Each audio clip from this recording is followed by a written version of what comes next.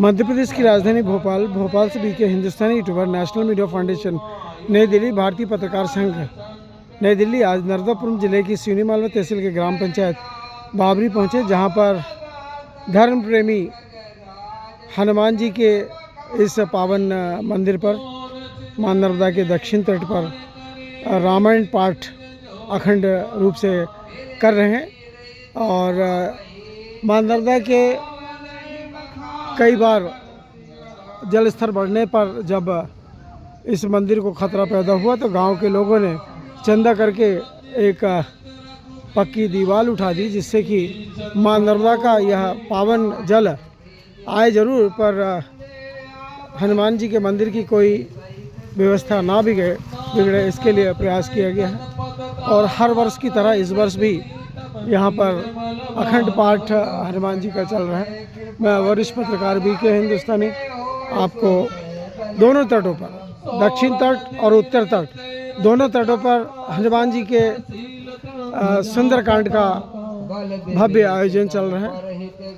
और जिस दिन समापन रहेगा उस दिन भी इस पावन दोनों तरफ की धरतियों पर कन्या भोज, संत भोज, ब्राह्मण भोज और कार्यकर्ताओं का भोज संपन्न किया जाएगा। हम ये प्रयास करते हैं कि मां नर्मदा के दोनों तटों पर जो पावन कार्य हो रहे हैं उसकी जानकारी हम आपको समय समय पर देते रहें।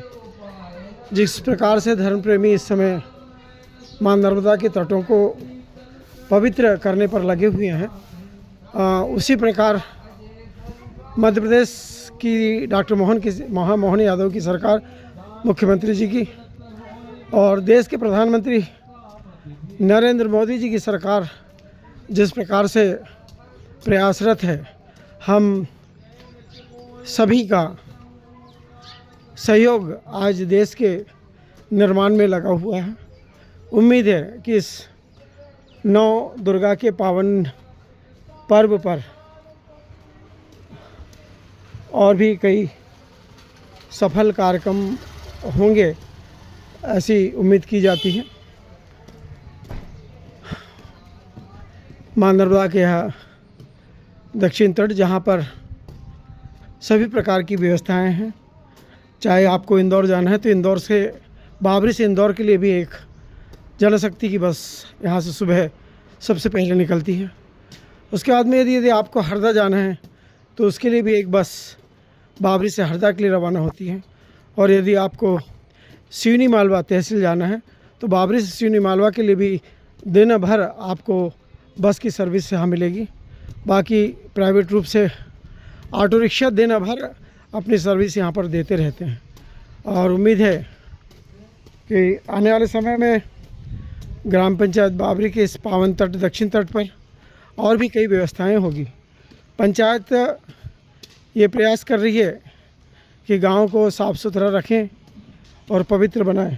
इसीलिए गांव में एक 4-5 समितियां बनी हैं। एक समिति वो है जो अवैध कार्यों के ऊपर में अपना नियंत्रण बनाए रखी है। दूसरी समिति जो लोग नशे के आदी हो चुके हैं उनको सुधारने का प्रयास कर रही है। तीसरी वो समिति है जो खेल कूद का आयोजन कर रही है। चौथी समिति वो है जो इस गांव के विकास को देश के कोने कोने में, विदेश के कोने कोने में भेजने का प्रयास कर रही है। और पांचवी समिति वो है जो नहीं मानते हैं उनको ठीक करने की व्यवस्था कानूनी तौर पर करती है। पुलिस का सहयोग, राजस्व का सहयोग एवं अन्य लोगों का सहयोग लेकर उनमें सुधार करने का प्रयास करती है। मैं वरिष्ठ पत्रकार बीके हिंदुस्तानी आज के इस सुप्रभात के पेज में इतना ही। जय हिंद, जय भारत।